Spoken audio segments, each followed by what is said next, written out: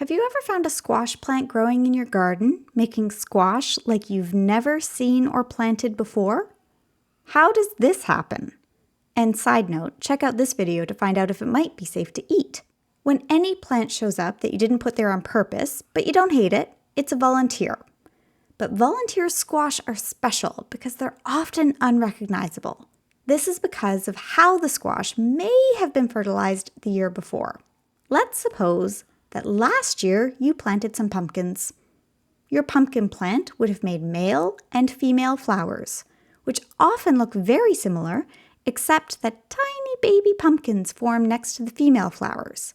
And if the female flower is fertilized by a male flower, then that little baby will grow into an adolescent and then a grown-up pumpkin. Female flowers are fertilized by male flowers with the help of pollinators. Bees and other insects go from flower to flower gathering pollen, and when they transfer a little male pollen into a female flower, the pumpkin fruit gets the signal to start growing. But what if the pollinator is carrying a lot of pollen from a lot of kinds of flowers and the wrong kind of male flower? The pumpkin will get the signal to grow fruit whether the bee came from the male flower of a pumpkin or anything related like a zucchini or spaghetti squash.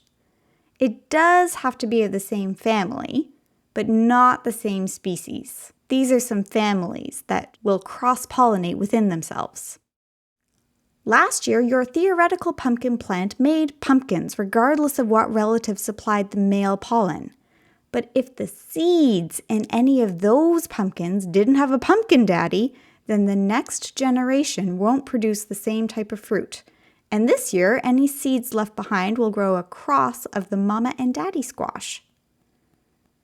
There's another way you can get a new variety volunteer plant in your garden, and it may be true of squash-type plants or other species as well. If you planted hybrid seeds, then the next generation of seeds may tend more toward their grandmother or grandfather plant and not resemble their parent from the year before.